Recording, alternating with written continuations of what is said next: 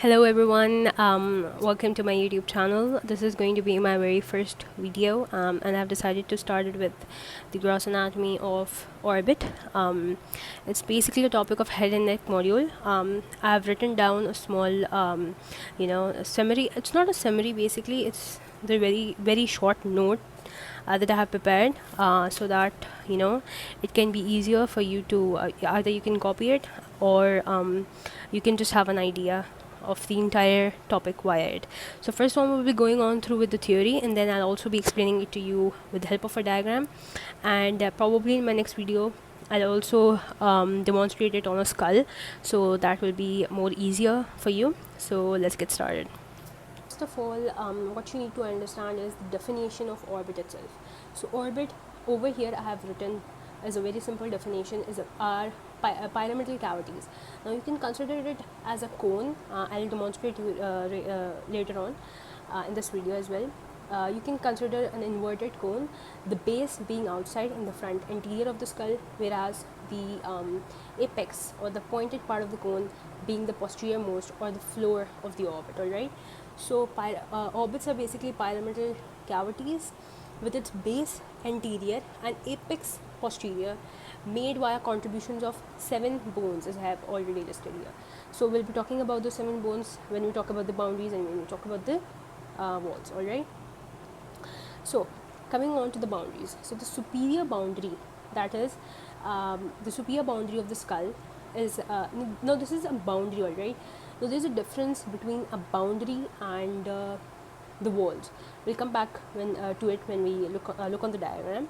So basically the boundaries, the superior boundary is made by frontal bone, inferior one made by zygomatic process of maxilla and zygomatic bone. Laterally it is made by the zygomatic process of the frontal bone and the frontal process of the zygomatic bone. Medially it is formed by the frontal process of maxilla and frontal bone. Coming on to the orbital walls. Now coming on to the orbital walls, we'll be talking about the roof. Alright, so the roof of the orbital walls is orbital walls. Like there are 2 bilateral pyramidal cavities, so you can call it walls, or if you are just considering it individually, you can also call it wall, whatever. So the roof is formed by the orbital plate of the frontal bone and the lesser wing of the sphenoid bone. Alright, just excuse the spellings here. Now these walls, alright, now basically what these boundaries, the boundaries or the margins we just studied, they lead back to form walls of the orbit. Alright, so these walls of the orbit have some special fossas or areas which are leading into another walls behind the skull, or their structures that they lodge. So there might be fossas, there might be fissures, there might be grooves. So over here we have a trochlear fossa. Now what is a trochlear fossa? It is a depression on the anteromedial side near the nasal bone for the attachment of a fibrous pulley, that is, you can also call a tendon of the superior oblique muscle, right here.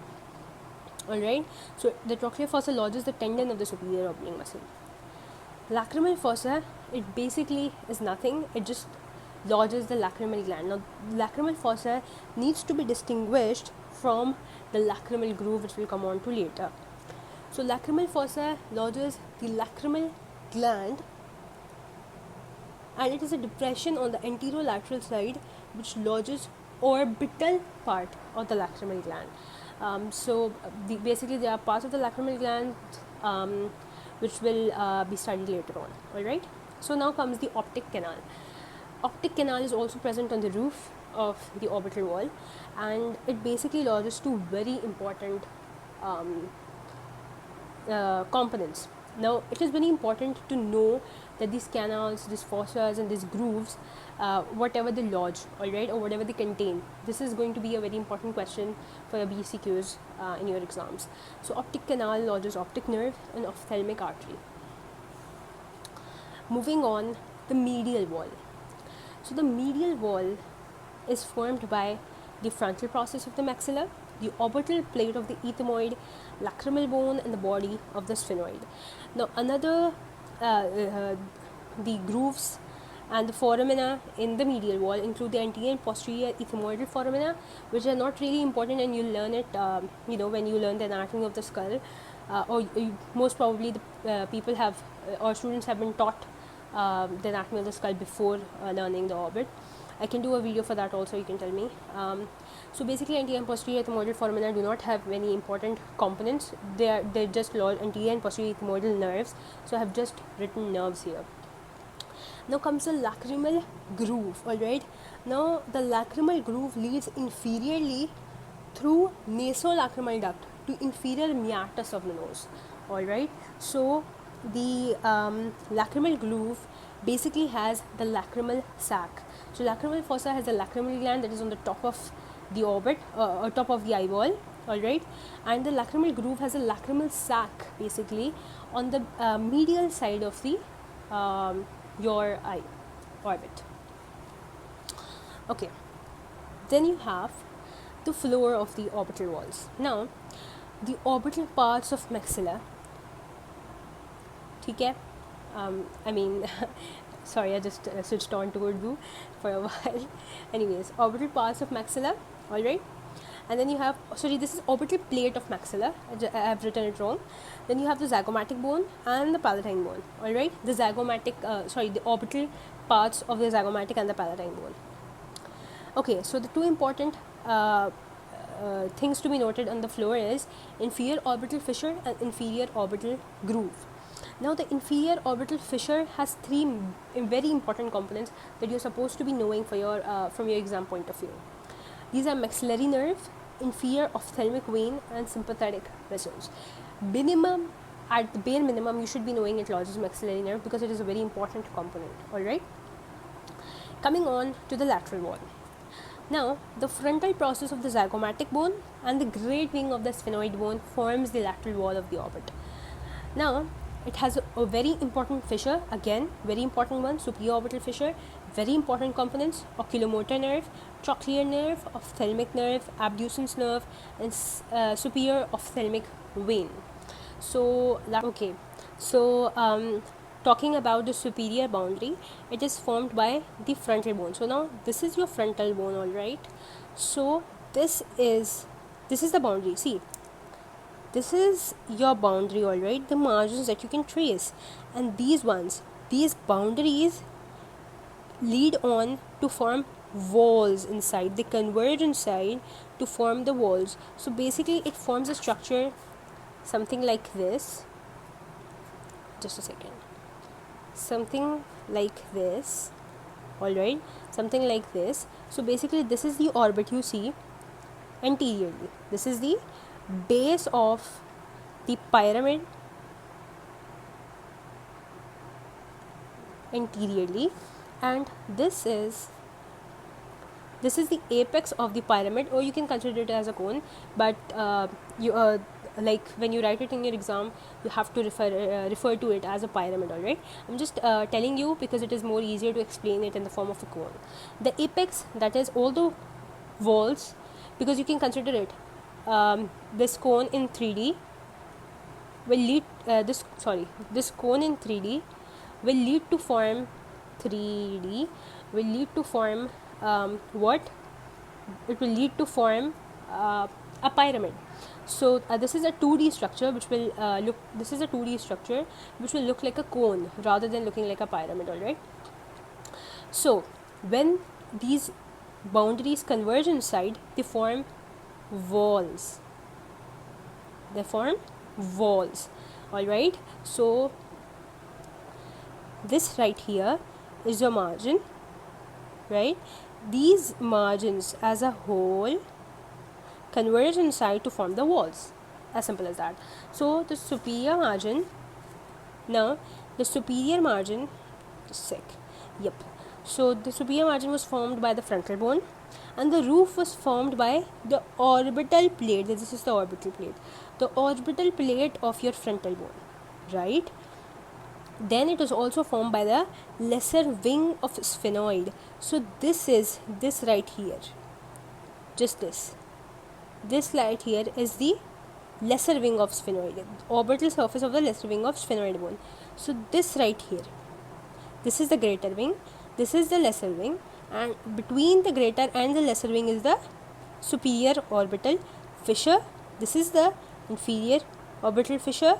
Alright, so yeah, we'll continue with the other walls for now, and then we'll talk about the others later. Anyways, so this is, I hope you understood the superior wall.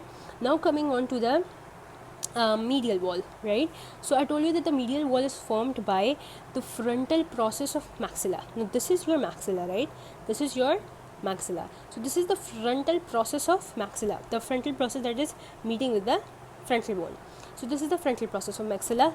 Then the medial wall is also formed by the frontal wall itself. Now you can see this is the frontal bone, this is the frontal bone. Oh, sorry. Now you can see this is formed by the frontal bone as well. Like this is the entire orbit, right? This is the region of the medial wall. So it is partially formed by the frontal process of maxilla, and the, you can also call it a maxillary process of frontal bone, or you can just call it maxillary bone or frontal bone. It's really up to you. Then this medial wall leads to form inside medial margins leads to form inside the medial wall. Now, how is the medial wall formed? I told you the medial wall is formed by the frontal process of the maxilla. Frontal process of the maxilla, yes, it is, like, you can call this smaller part the orbital plate, but it's really up to you. You can really call it the frontal process of maxilla as well. Then you have the orbital plate of the ethmoid bone. Now this right here, this is the orbital plate of the ethmoid bone, this one in the gray, right? And then you have the next bone, this one in purple, and this is the lacrimal bone, right? And then it also has a contribution from the sphenoid bone. Now this is the sphenoid bone, and now posteriorly, it's not really obvious here, but posteriorly the body also does contribute to the medial wall. All right, then here you can also see, you can appreciate the anterior and posterior ethmoidal foramina, but they are really not very important. You will learn it in the anatomy more clearly. Alright, this is just about the walls, not about the location of the foramina in general, but the bigger ones, like this is superior orbital one, superior orbital fissure, inferior orbital fissure, optic canal is something I'm going to show you. Then you have the which wall? Inferior wall. So the inferior wall was formed by the zygomatic process of maxilla. Now this is the zygomatic process of maxilla. This one, the green going towards the zygomatic bone, is the zygomatic process of, now this is your zygomatic bone, this is your zygomatic process of maxilla. So zygomatic bone going for zygomatic bone and zygomatic process of maxilla, right? And then you have the zygomatic bone in general. So this you can call the zygomatic bone. Till here it's really called the zygomatic bone, and this one conjoining with the zygomatic bone is known as the zygomatic process. You can really just call it the zygomatic process, but basically two different parts are contributing, so it is better you tell both of them. Alright, then the inferior one forms the floor of the the inferior wall margin leads to form the floor of the orbit, right? So it's formed by the orbital parts of the maxilla. So this is the maxillary bone, these are the orbital parts of the maxillary bone. Alright, this is just a marker, don't get yourself confused. I marked it for some other topic, so it's just don't just ignore this mark over here, this arrow I made. Then it also the floor is also formed by the zygomatic and the palatine bones, so they are not very appreciable here. Alright, of course zygomatic bone is, palatine bone is this one right here. Alright, but this is like not really appreciable, so like you can probably see orbital process of palatine bone, so you can appreciate it in in a picture of a posterior view, but for now this part here, I'll just get it. Yep, this part right here is the palatine bone. This is from Netter's Atlas, so you can really refer to your own. Talking about the lateral wall, so the lateral wall the lateral margin first. It's made by the zygomatic process of the frontal bone and the frontal process of the zygomatic bone, and then this lateral margin will go on to make the lateral wall of the orbit.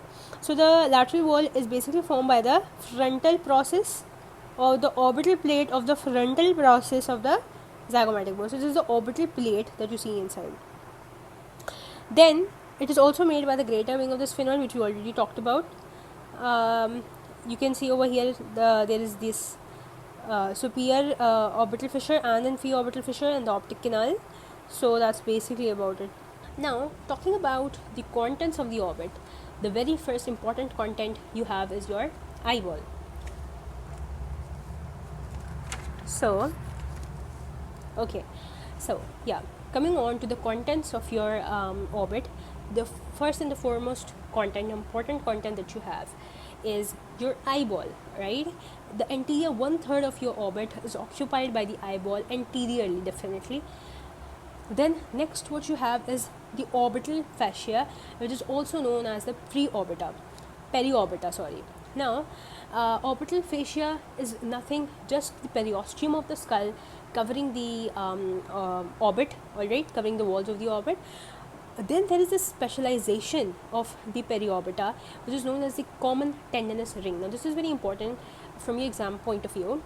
Basically, what common tendinous ring of the periorbita is that the orbital fascia thickens around the optic canal. We learned about the optic canal,